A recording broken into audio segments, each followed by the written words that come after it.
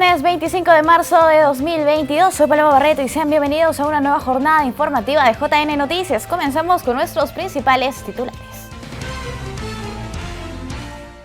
Pleno del Jurado Nacional de Elecciones aprobó 35 padrones de electores de afiliados para las elecciones internas.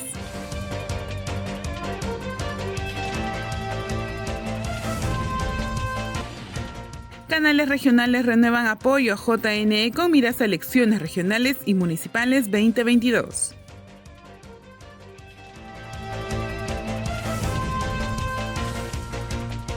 Jefa del RENIEC destacó la labor del ente registral en el marco de los últimos procesos electorales.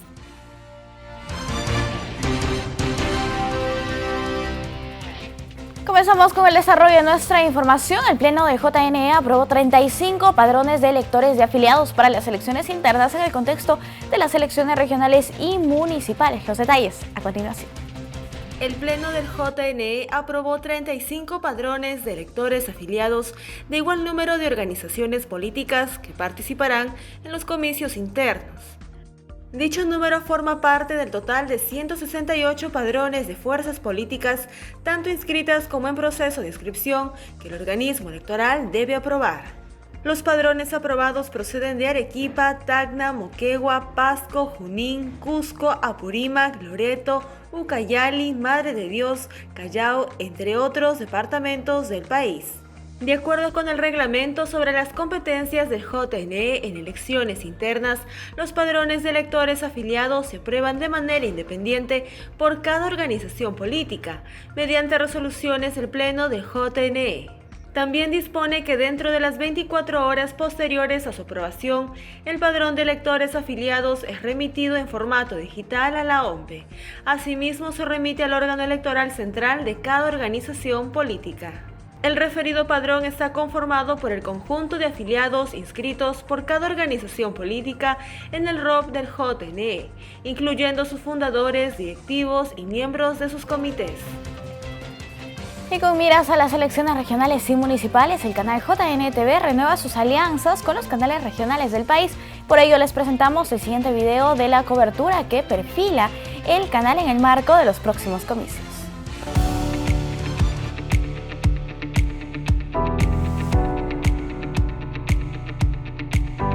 JNE TV. También lo puedes ver en Tacna a través de Astros Televisión, Canal 21. JNE TV también lo puede ver en la región Apurímac a través de ATM Televisión Apurimeña, en la ciudad de Abancay a través de Econocable en el canal 710 señal HD y en el Cusco a través de Impecable, canal 16.3. Una red nacional de canales aliados convierten a JNTV en el primer canal institucional con mayor cobertura en nuestras regiones, con programas educativos, noticiosos y de utilidad para todo el país.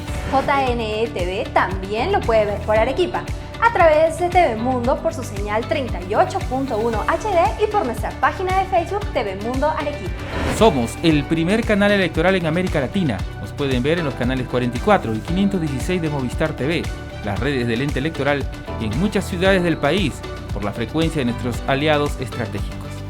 Jurado Nacional de Elecciones TV, también lo puedes ver en la ciudad del eterno calor, a través de TV Norte HD, Canal 30, Región Piura. En Chiclayo, TV Norte HD, Canal 21, Región Lambayeque. En Chachapoyas, TV Norte HD, Canal 13, Región Amazonas. JNE TV también se ve aquí en Ayacucho por Media TV. Llevamos educación electoral, pero también la información sobre los servicios de diversas entidades del Estado peruano, al llamado Perú Profundo. En Ucayali también se ve JNE TV y en toda la selva peruana, a través de Gaceta Perú TV. JNE TV también lo puede ver en la región Lima Provincias, a través de nuestra señal Proyecta TV Digital, señal online, y también a través de Facebook, vía Proyecta TV Huacho. JNTV, el canal de la Casa de la Democracia. El Jurado Nacional de Elecciones anunció la apertura de oficinas desconcentradas en las regiones de Ica y San Martín en el marco de las elecciones regionales y municipales de este año. El JNE abrirá en las próximas semanas 2 oficinas desconcentradas, las cuales se suman a las 16 oficinas que tiene actualmente el JNE en diferentes puntos del país. Somos 16. Se inició en el año 2008 con 3 oficinas y el año pasado se aperturó la oficina de Tacna, que es la más reciente, y este año ya están con resolución la oficina de Ica y la oficina de San Martín, entonces vamos a hacer 18, ¿no? Estas oficinas se están aperturando en el mes de abril. La doctora Silvia Quintana precisó cuáles son los servicios que brindan dichas unidades orgánicas. Sí, claro que sí. Las oficinas desconcentradas del Jurado Nacional de Elecciones, lo que buscamos es acercar los servicios que brinda la entidad a las diversas regiones del país, ¿no? Por lo tanto, tenemos pues actualmente en funcionamiento 16 oficinas desconcentradas y próximamente se van a aperturar 2 oficinas más, ¿no? Una en Ica y otra en San Martín. Entonces, las funciones que nosotros tenemos son funciones delegadas. Principalmente lo que es orientación al ciudadano, atención al público, el trámite de las dispensas y justificaciones por la omisión del voto o por la omisión de la instalación de mesa de sufragio. También orientamos y recepcionamos las solicitudes de vacancias y suspensiones de las autoridades regionales y municipales. También en labor de fiscalización, en la medida en que la Dirección Nacional de Fiscalización nos encargue las labores, también apoyamos en labores de fiscalización de comités partidarios o también la fiscalización en los locales de votación. Y en La Libertad, 6 movimientos regionales participarán en las elecciones internas de mayo. Previamente deberán inscribir las listas de candidatas o candidatos a delegados hasta el 26 de marzo. Los órganos electorales centrales de los movimientos regionales Fortaleza Perú, Súmate y Trabajo más Trabajo deben inscribir las listas de candidatos o delegados que participarán en las elecciones internas a más tardar el sábado 26 de marzo. Quienes salgan elegidos delegados serán los responsables de elegir a los candidatos para las elecciones regionales y municipales.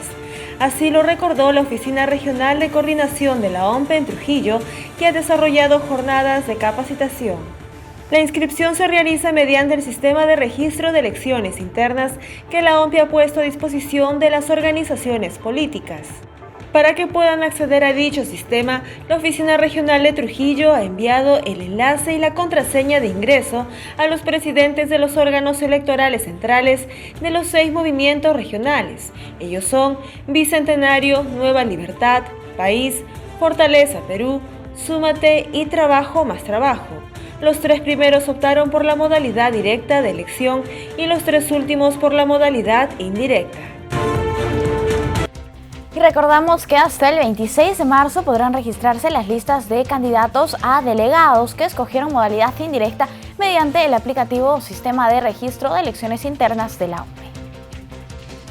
En un nuevo podcast de la OMPE se informó que las organizaciones políticas tienen hasta este 26 de marzo para realizar la inscripción de quienes aspiran a ser elegidos delegados, con miras al proceso de elecciones internas.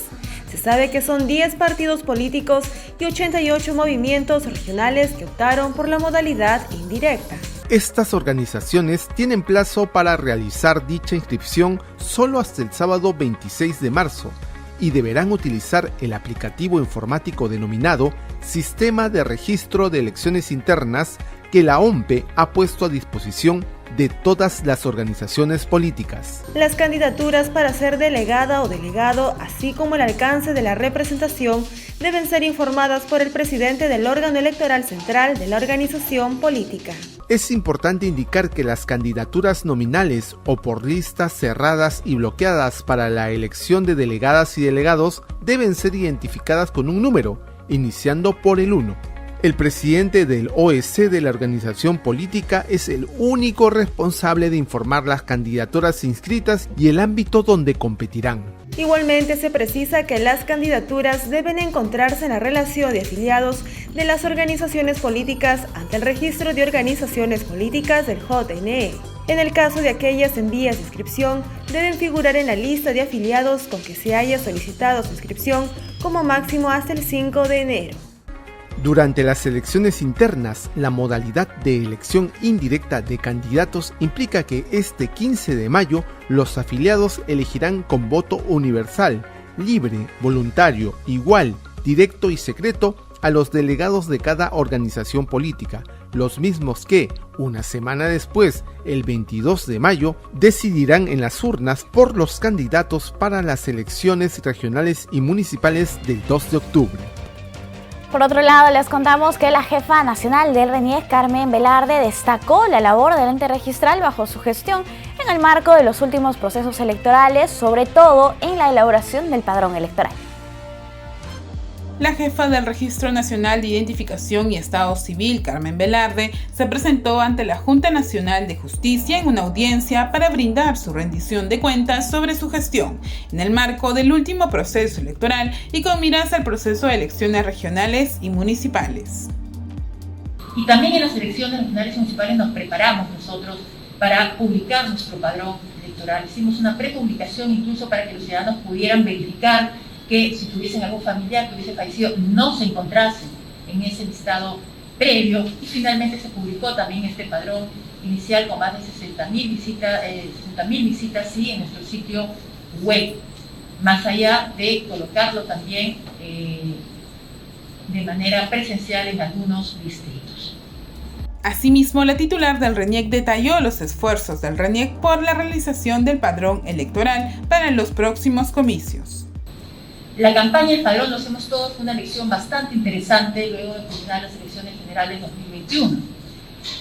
Ante, las distintas dudas que había sobre el padrón electoral, decidimos armar esta campaña para que los ciudadanos conozcan cómo se elabora el padrón electoral, pero nos ayudaran sobre todo y tuvieran la seguridad de que un familiar fallecido ya no se encontraba en el padrón, y si se encontraba pudieran hacernos llegar el nombre y los documentos para nosotros hacer la depuración respectiva. Pero también teníamos un grupo de 149.000 adultos ya de más de 18 años que todavía tenían la foto de niño o que tenían un documento amarillo.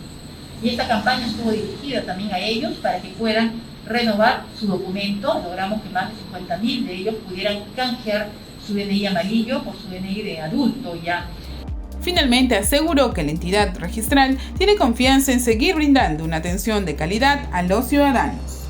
Yo mantengo mi promesa, que es de darle un servicio de calidad. Yo cuando ingresé le dije a mi equipo, esto nos va a demorar 2 años y medio. Y a pesar de las limitaciones de la pandemia, estamos haciendo que, voy a decir así, la máquina funcione, que la maquinaria institucional funcione, a pesar de tener personas que todavía están en remoto, personas vulnerables que no pueden volver al trabajo. Necesitamos acá también mucho apoyo del Estado. Y con la finalidad de garantizar el derecho de participación de las comunidades campesinas, nativas y pueblos originarios, el JNE establece el criterio de autoidentificación para los candidatos de las organizaciones políticas que participarán en las elecciones internas y posteriormente en las regionales y municipales. El Pleno del Jurado Nacional de Elecciones actualizó los formatos de declaración de conciencia referidos a comunidades campesinas, nativas y pueblos originarios, los mismos que deben presentar los postulantes de este sector poblacional para las elecciones regionales y municipales. El cambio realizado consiste en el reemplazo del término pertenezco por me autoidentifico, el cual permite un mejor cumplimiento de la cuota electoral destinada a estos grupos minoritarios, garantizando así su derecho de participación política en la vida democrática. Cabe destacar que para la determinación de esta cuota en las elecciones, el JNE tomó en cuenta la base de datos oficial de pueblos indígenas originarios del país que proporciona el Viceministerio de Interculturalidad del Ministerio de Cultura, que contempla, entre otros criterios, la autoidentificación. En tal sentido, la reglamentación desarrollada por el JNE para este proceso electoral se impulsa para que esta población no se vea imposibilitada de tener representantes que velen por sus intereses. La norma será remitida a las organizaciones políticas que han informado a la OMPE que próximamente realizarán elecciones internas en el marco de las regionales y municipales.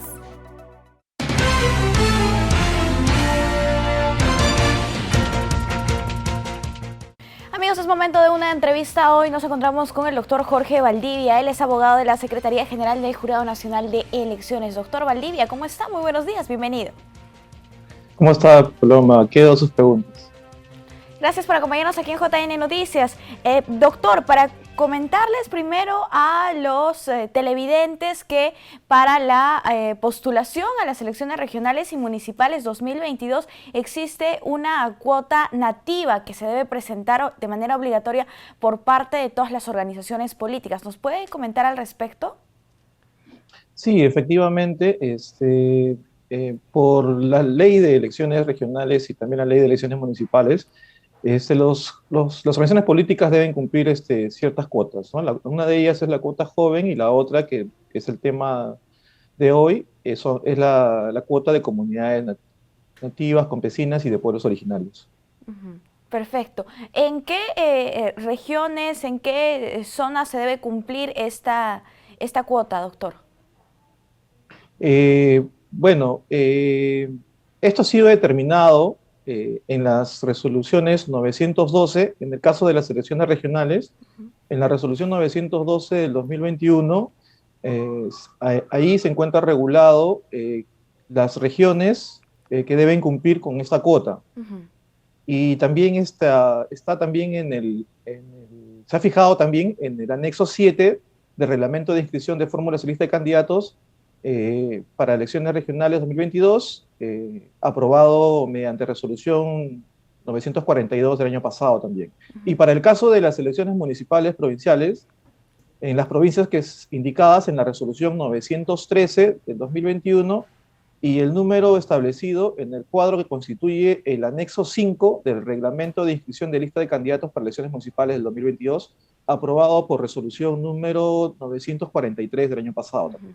Ahora, doctor, para que se puedan realizar estas inscripciones de candidaturas, se tienen que presentar con ciertos requisitos. ¿Cuáles son estos documentos que se tienen que presentar? Bueno, los requisitos también, los documentos que se deben presentar también están regulados en estas dos resoluciones, la 942 en caso de elecciones regionales y la 943 en caso de elecciones municipales. Dentro de esos requisitos de documentos que se establecen ahí, uno de ellos es el formato de declaración de conciencia para comunidades campesinas, nativas o pueblos originarios, ¿no? Entre otros documentos. Perfecto, y específicamente vamos a hablar de esta actualización. Doctor, coméntenos qué modificatoria ha realizado el Jurado Nacional de Elecciones, cuál es la novedad para este proceso. En los formatos de declaración de conciencia aprobados por las resoluciones 942 y 943 del 2021, que a su vez aprobaron los reglamentos de inscripción de fórmulas y lista de candidatos para elecciones regionales 2022 y de inscripción de lista de candidatos para elecciones municipales 2022, respectivamente, los candidatos que cumplan con la cuota nativa debían declarar bajo juramento pertenecer a una comunidad campesina, nativa o pueblo originario. Ahora, con la actualización aprobada por la resolución 149 de este año, en dichos formatos, los candidatos que cumplan con dicha cuota declararán bajo juramento que se autoidentifican como parte de una comunidad campesina, nativa o pueblo originario. Doctor, ¿por qué es necesario o permite un mejor cumplimiento de esta cuota electoral de las comunidades nativas el reemplazo del término pertenezco por me autoidentifico? Ello porque la autoidentificación hace referencia al autorreconocimiento de una persona como parte de un grupo específico, así como de la misma manera hace referencia a la conciencia del grupo colectivo de poseer una identidad nativa, campesina u originaria. Además, es un criterio fundamental subjetivo para determinar estos grupos conforme lo dispone el numeral 2 del artículo 1 del convenio 169 de la OIT sobre pueblos indígenas y tribales en países independientes. Entonces, doctor, ¿esto garantizará una mejor participación política de estas comunidades nativas? Sí, la garantiza porque de la información recopilada, basada principalmente por la proporcionada por el Viceministerio de Interculturalidad del Ministerio de Cultura, que administra la base de datos oficial de pueblos indígenas originarios del país, se advierten poblaciones que se identifican como parte de pueblos indígenas o originarios. Además, hay que tener en cuenta que dicha base de datos, al no tener carácter constitutivo de derechos, no excluye la existencia de otros pueblos indígenas originarios que puedan habitar o ejercer sus derechos colectivos en el territorio nacional, los cuales también deben ser garantizados por el Estado. Es por ello que para la determinación de la referida cuota se ha priorizado la población que se autoidentifica como parte de las comunidades campesinas y nativas y pueblos originarios, con la finalidad de que éstas no se vean imposibilitadas de tener un representante que vele por sus intereses. Sí, doctor, ¿antes era más complicado lograr esta cuota? Bueno, no es que haya sido más complicado, sino que se está ampliando este espectro de pobladores que cumplan con esta cuota. Básicamente, ¿cuál es el procedimiento o el trámite para lograr la inscripción de estas candidaturas? En sí, las organizaciones políticas adjuntaban a su solicitud de inscripción la declaración de conciencia de los candidatos que cumplían con dicha cuota con el tenor anterior, en donde declaraban bajo juramento que pertenecían a determinada comunidad campesina, nativa o pueblo originario. En estas elecciones regionales y municipales 2022 presentarán el formato actualizado, en donde declararán que se autoidentifican como parte de una comunidad campesina, nativa o pueblo originario. Listo, perfecto, doctor. En todo caso, vamos a ver cómo es que funciona y finalmente la idea es garantizar que estén bien representadas estas comunidades, pueblos originarios, ¿no? Para que finalmente visibilicen también las demandas de este tipo de poblaciones, que es finalmente el propósito de este tipo de cuotas en nuestro país, doctor. Sí, así es, correcto, Paloma, tiene usted mucha razón. Listo. Doctor, muchísimas gracias por acompañarnos aquí en JN Noticias, ha sido un gusto conversar con usted. Usted muy agradecido por la oportunidad. Hasta una próxima oportunidad, nosotros vamos a hacer una pausa, volvemos.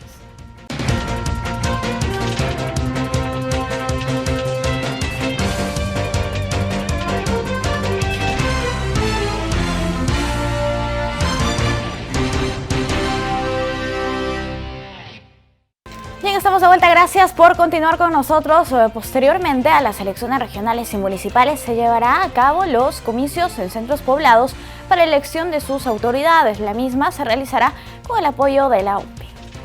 La OMPE informa que el domingo 6 de noviembre, los electores de los centros poblados del país elegirán a sus autoridades por un periodo de 4 años contados a partir de su elección. La diferencia con las elecciones municipales del mes de octubre es que estas serán organizadas por las municipalidades provinciales en coordinación con las municipalidades distritales, de acuerdo con el cronograma publicado por la OMPE. Tal es así que el 11 de marzo y el 9 de abril del año 2022 se establece la aprobación del padrón de electores, y entre el 12 de marzo y el 10 de abril de este año será la designación de integrantes del comité electoral. A su vez, el sorteo y publicación del listado de miembros de mesa será el 26 de agosto del presente año. La presentación de listas de candidatos será hasta el 19 de julio del 2022. La publicación de candidaturas está fijada para el 7 de septiembre y la capacitación de miembros de mesa está programada entre el 24 y el 4 de noviembre del 2022. La OMPE ha presentado lineamientos a través de un manual, como parte de la asistencia técnica que otorgará en estos importantes comicios. Las municipalidades de centros poblados cuentan con un alcalde y 5 regidores, los cuales serán elegidos por voto universal y secreto de los vecinos que figuren en el padrón que elabora y actualiza el RENIEC. La OMPE desarrolló el taller macro-regional Participación Política de las Mujeres más allá del 50-50, que contó con la participación de Caterín Fernández, especialista de Eurosocial, y Narda Carranza, investigadora de la OMPE. Dicho evento buscó promover la paridad y alternancia. La OMPE desarrolló el taller Participación Política de las Mujeres más allá del 50-50, que busca incidir en la aplicación de la ley de paridad y alternancia y generar una cultura de democracia paritaria en los partidos políticos y movimientos regionales de cara a las elecciones internas y a las elecciones regionales y municipales 2022. Nosotros venimos trabajando de la mano en este proyecto desde agosto del 2020 y creo que está en la línea de lo que OMPE se ha comprometido a trabajar. Nosotros tenemos un Estado democrático y social en el cual tenemos un conjunto de reglas, de constituciones, de leyes, en los cuales han habido avances sustanciales. Y hay que reconocerlo. La Ley de Paridad y Alternancia del 2020 es una muestra de ello, nos coloca como el 9º país en América Latina que tiene paridad y alternancia. Sin embargo, tenemos que ser absolutamente conscientes que solo con leyes, estatutos y reglamentos no vamos a lograr garantizar un Estado democrático y social pleno. Una de las participantes fue Caterine Fernández, especialista de Eurosocial, y durante su exposición indicó que la paridad no solo se trata de un número de mujeres, sino de igualdad y del desafío de democratizar nuestro sistema político y los espacios de representación. Esperamos que el taller nos permita desafiarnos en el marco de las elecciones que se va a tener en el Perú, ¿verdad? Tanto las elecciones internas, así también como las elecciones regionales y municipales 2022. Y bueno, desafiar la paridad en el país en el sentido en el que se traduzca en los espacios regionales, y en ese sentido pues agradecer el esfuerzo de la OMPE, que junto con Eurosocial han desarrollado pues la investigación, ¿verdad? Paridad y alternancia, elecciones generales 2021, avances hacia una democracia paritaria, pero también han impulsado esos talleres macrorregionales denominados participación política de las mujeres más allá del 50-50. Entonces constituye claramente un espacio para seguir pues promoviendo estas reflexiones sobre la participación y representación de las mujeres en el ámbito pues político. Por su parte, Narda Carranza manifestó que las organizaciones políticas deben constituir medidas programáticas en base a la igualdad de género y fomentar propuestas en ese marco. Cada fórmula y cada lista de candidaturas debe tener 50% de integrantes hombres y 50% de integrantes mujeres. La mitad deben ser varones y la mitad no. ¿Qué pasa si esta lista o esta fórmula tiene un número impar de candidaturas? Si no son 4, no son 10, si son 9, si son 13. Si hay un número impar, cumplimos solamente con el criterio de alternancia. Y luego vamos a ver de qué trata ese criterio. Por otro lado, la paridad horizontal abarca el total de fórmulas a la gobernación y a la vicegobernación que presentan las organizaciones políticas. La mitad debe estar encabezada por una mujer. Es decir, de la mitad de fórmulas a la gobernación y vicegobernación que presente tu organización política, la mitad de estas fórmulas en total debe estar encabezada por una mujer. Es decir, la mujer debe estar postulando como candidata a la gobernación. Cabe resaltar que de esta manera el ente electoral capacita a las organizaciones políticas para el adecuado cumplimiento de la normativa electoral y para asegurar la participación democrática de todas las peruanas. Frente a ataques y campañas de desinformación, instituciones públicas deben responder oportunamente a través de redes sociales y medios de comunicación. Maite Vizcarra, experta en tecnología e innovación digital, señaló que ante una campaña de desinformación viralizada en las redes sociales, las entidades del Estado deben responder con inmediatez. Considerando que tenemos a la mano las redes sociales como Twitter o Facebook, yo creo que es muy importante poder utilizar estos canales para poder justamente alertar a las personas de que hay una situación no adecuada, ¿no? Lo bueno de las redes sociales es la inmediatez, y yo diría que por allí, primero, advertir que la información que se comparte no está sujeta a algún criterio de veracidad, y después estos comunicados oficiales que seguramente siguen su propio camino, su propio curso en medios de comunicación masiva. Vizcarra además destacó la importancia de que las instituciones proporcionen información oportuna a los ciudadanos, quienes deben utilizar dicha información con responsabilidad y no distorsionarla. La recomendación es, primero, pedirles a las entidades públicas que entren a la lógica del gobierno abierto, del Open Data. Esto quiere decir que están llamados a hacer público la información que ellos crean en formatos digitales para que los ciudadanos los puedan usar. Y además hagan accountability, o sea, rendición de cuentas, ¿no? Porque finalmente eso también es un rol que nos toca como ciudadanos. Y a partir de allí, la obligación nuestra como ciudadanos de poder cumplir con usar esta información de manera adecuada sin distorsionarla. Yo creo que eso haría que se respete mucho más a las entidades electorales, pero al mismo tiempo ellas eviten que puedan ser falseadas o eventualmente defraudadas con acciones que no son debidas. Vemos un reporte de la marcha de la lucha contra la COVID-19 gracias al informe que nos comparte la agencia de noticias andina desde diversos puntos del país.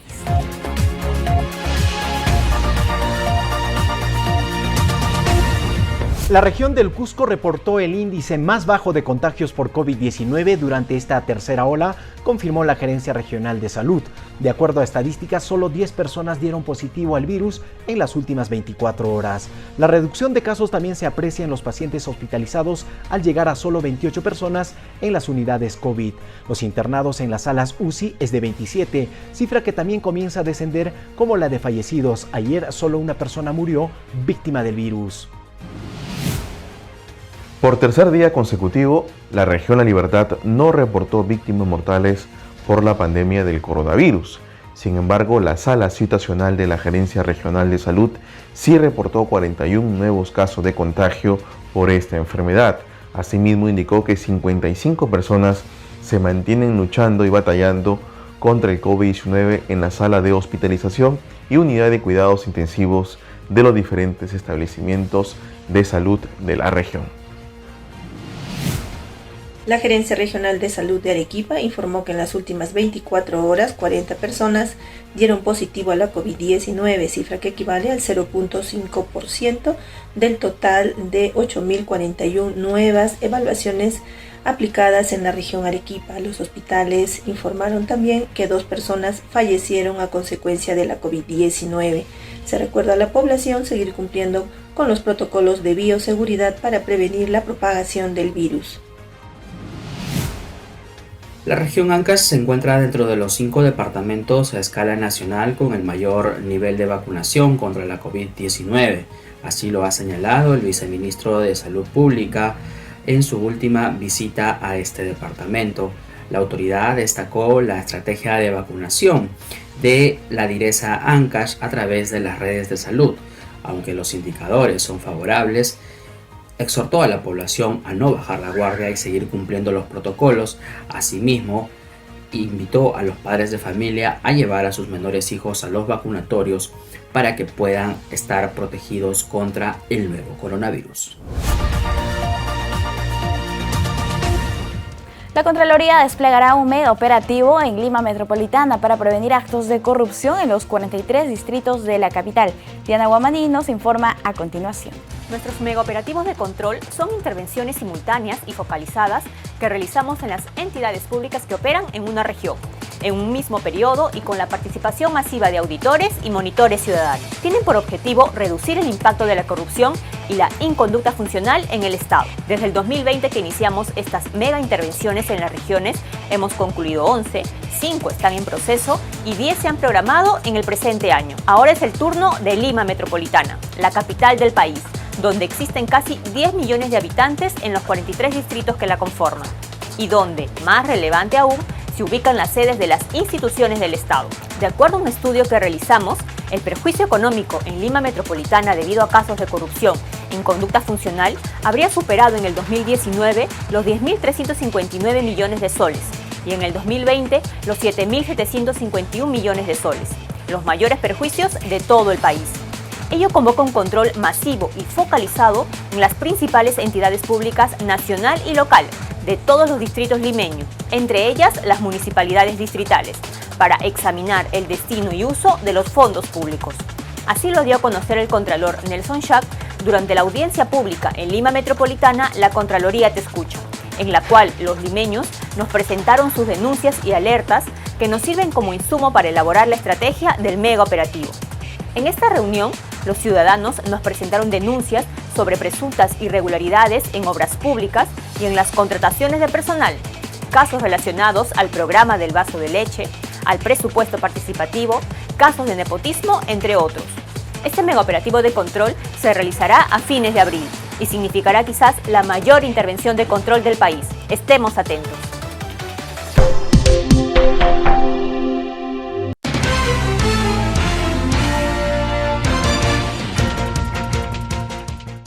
tenemos una entrevista, vamos a hablar sobre la hora del planeta y las actividades a realizarse en Perú. Nos encontramos con Miguel Pacheco, él es director de políticas de la Organización Mundial de Conservación y para nosotros es un gusto darle la bienvenida. ¿Cómo está, señor Pacheco? Muy buenos días. Muy buenos días. Señor Pacheco, gracias por acompañarnos aquí en JN Noticias. Por favor, coméntenos respecto a lo que vamos a celebrar mañana 26 de marzo, la hora del planeta. Bueno, la Hora del Planeta es un movimiento global que surgió el año 2007 en Sydney, Australia, donde un grupo de expertos preocupados por la situación del cambio climático se reunió y buscó un espacio para el llamado de atención hacia la sociedad en general para tomar acción sobre el cambio climático. Recordemos que para esas fechas todavía no había tanta conciencia y había mucho escepticismo sobre el tema del cambio climático. Así que este movimiento inicia ese año y posteriormente se ha ido desarrollando a lo largo del mundo. Actualmente tenemos casi 190 países donde se desarrolla este espacio y en Perú inició en el año 2009, donde se reúnen aproximadamente el día 28 de marzo en varios municipios, en varios espacios, personas, instituciones, empresas privadas, para celebrar un espacio de llamada de atención hacia la sociedad para el cuidado del medio ambiente. En ese contexto, ¿cuáles son las acciones que se han programado? Bueno, tenemos varios espacios con varios municipios, como la Municipalidad de Miraflores, la Municipalidad de Lima, la Municipalidad de Paracas, entre otros. También tenemos en varias provincias donde se van a desarrollar actividades alrededor de las 8:30 de la noche, donde se va a hacer el apagado de las luces, apagado simbólico de las luces, y también tenemos varios espacios en línea que viene organizando WWF por streaming.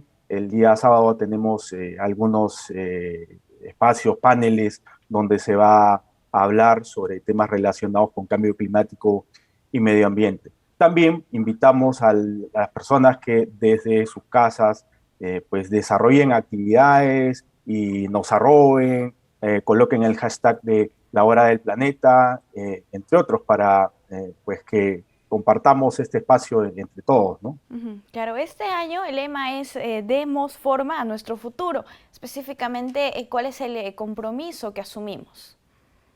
Sí, de acuerdo. En realidad, lo que se busca con este llamado de atención hacia la sociedad civil, hacia las instituciones, hacia las empresas privadas, es a tomar acción. Tenemos que ser conscientes que el tema del cambio climático y la pérdida de biodiversidad no es solamente tarea del gobierno, eso también está en nuestras manos. El futuro de nuestro planeta y nuestro futuro está en nuestras manos. Debemos tomar acción y podemos hacerlo desde casa. Por ejemplo, con el tema de ir migrando hacia movilidad sostenible, el uso de bolsas, el uso de plásticos, el exceso en el consumo de alimentos y los desperdicios de alimentos que tenemos, el apagado de las luces, el cuidado de estos, entre otros. Entonces, hay muchas acciones que se pueden tomar y adicionalmente el tomar la voz, el exigir tanto a los gobiernos como a las empresas a tomar acción, a invertir sobre una transición a energías limpias, a un monitoreo claro de las acciones que se realizan para el uso de los recursos naturales, entre otros. Desde la Organización Mundial de Conservación, ¿están realizando algún tipo de coordinaciones, convenios con instituciones en el país para que se sumen a esta iniciativa? Sí, WWF Perú, como dije, desde el año 2009 viene trabajando con muchas empresas privadas, instituciones, ministerios que se suman a esta noble causa. Entonces, tenemos, por ejemplo, al ministro Montoya el día de ayer hizo un video de promoción de la hora del planeta.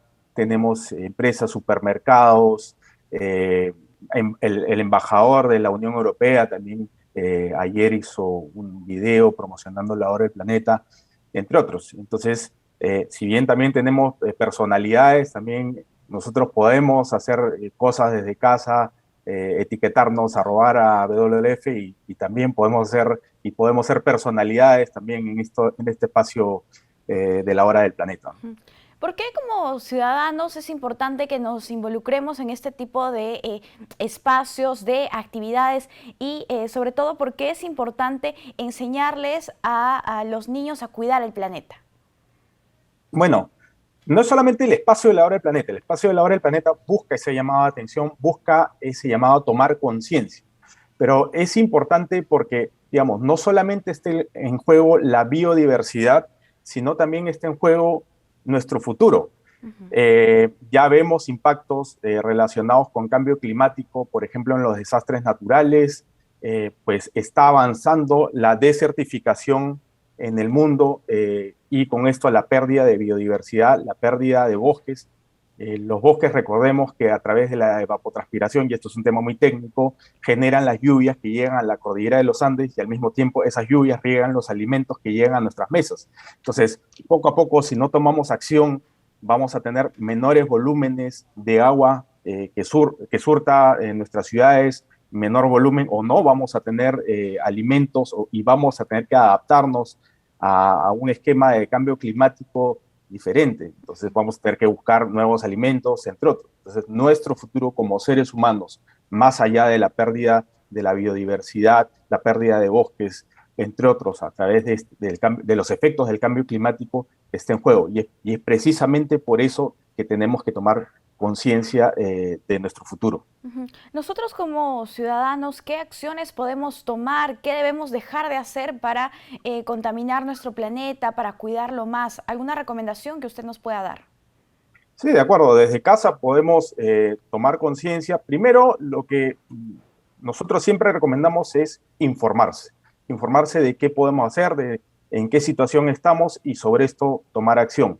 Por ejemplo, en el tema de buscar alternativas limpias para el transporte, el uso de la bicicleta, caminar, el transporte público, reducir pues, el uso del carro para actividades que no necesariamente tenemos que usar el auto, el consumo de plásticos, bolsas, el consumo excesivo de alimentos, el comprar elementos que pueden estar relacionados con la deforestación, como por ejemplo madera de origen ilegal, carne que viene de la deforestación, entre otros agentes de deforestación que también pues, están relacionados con algunos productos que compramos desde las ciudades. Hay una conexión de las ciudades con lo que sucede también en campo. Y adicionalmente recordemos que el 80% de los peruanos habitamos en ciudades y es ahí donde sucede el 70% de las emisiones de gases de efecto invernadero.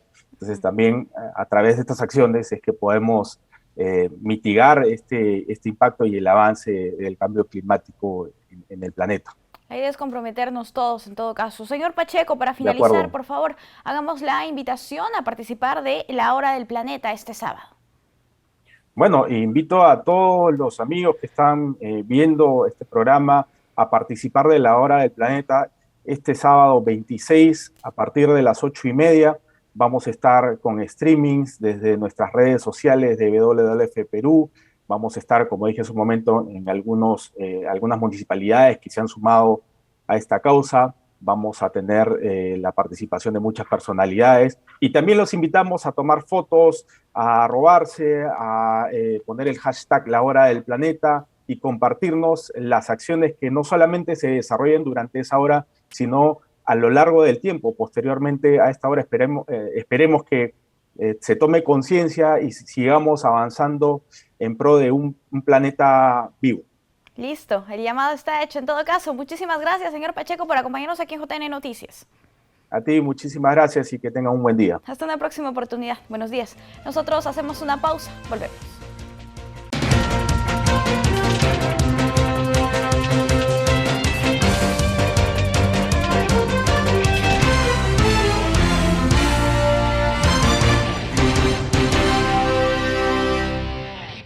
Estamos en JN Noticias. Les contamos que Sunafil inició a nivel nacional el plan Retorno Seguro a Clases 2022 en La Libertad.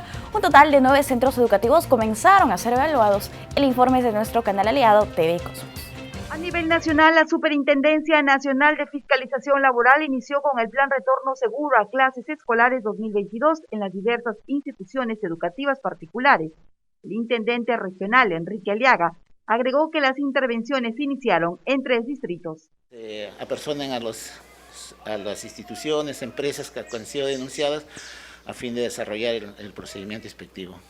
Bien, o sea, hoy día tienen un promedio de cuántas instituciones hoy día van a... Bueno, el día de hoy se han generado a diversas instituciones educativas que están ubicadas en el distrito de Trujillo, distrito de Huanchaco, en el distrito de Víctor Larco. Un promedio de 19, todos los inspectores, toda la parte operativa de la institución, condiciones de salubridad y con seguridad para que los trabajadores y alumnos retornen de manera segura a las clases. El fin de SUNAFIL es difundir, capacitar y orientar técnicamente sobre la formalización laboral, además de los lineamientos sobre las medidas de control sanitarios frente a la COVID-19. Inspectores se desplegaron a 19 instituciones educativas particulares. Y tengan en cuenta las medidas de control para enfrentar a esta COVID-19. Si bien es cierto, la pandemia no ha concluido, se tiene que seguir con las medidas que se han dictado por el gobierno para poder enfrentar esta COVID-19 de manera más segura por parte de los trabajadores y los alumnos, ¿no? Asimismo, el intendente pidió a los trabajadores que si desean conocer si están en planilla o no, ingresar a la plataforma de la institución y en el link Verifica tu chamba, comprobar, y si no fue registrado por su empleador, presentar su denuncia en SUNAFIL. Recuerde que SUNAFIL promueve la asistencia técnica tanto para trabajadores como empleadores de las instituciones educativas. Si usted desea presentar algún reclamo, puede acudir a la calle Cabero y Muñoz, 707 en la urbanización Las Quintanas. El Poder Judicial nos comparte un informe sobre las sanciones que les corresponde a las personas que cometen delitos contra el patrimonio cultural. Veamos.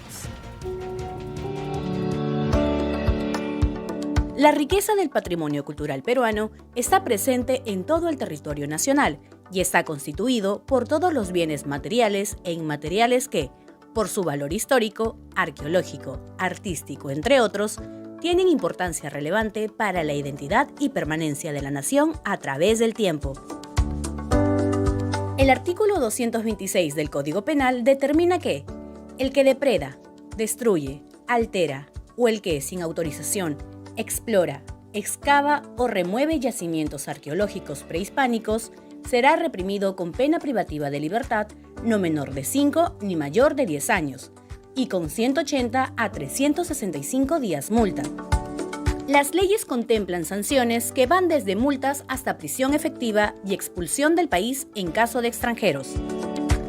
¿Cuáles son los delitos contra el patrimonio cultural? 1. El huaqueo.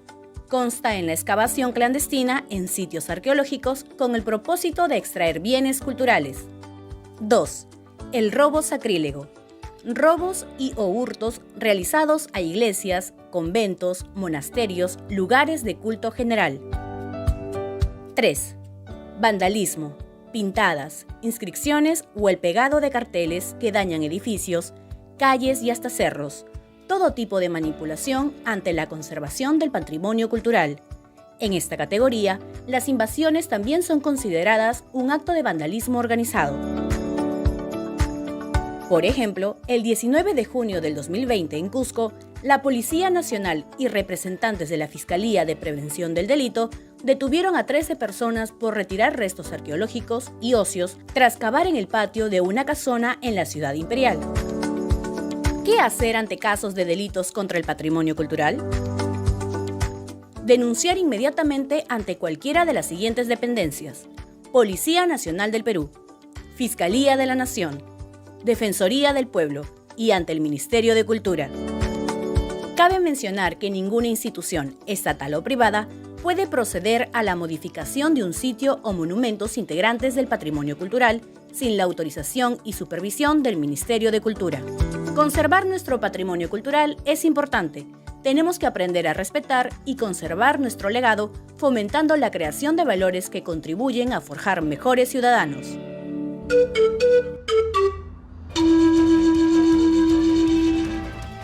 Ahora les compartimos en nuestro segmento Haciendo Patria la vida del magistrado Carlos Yusti Acuña, un héroe de la democracia.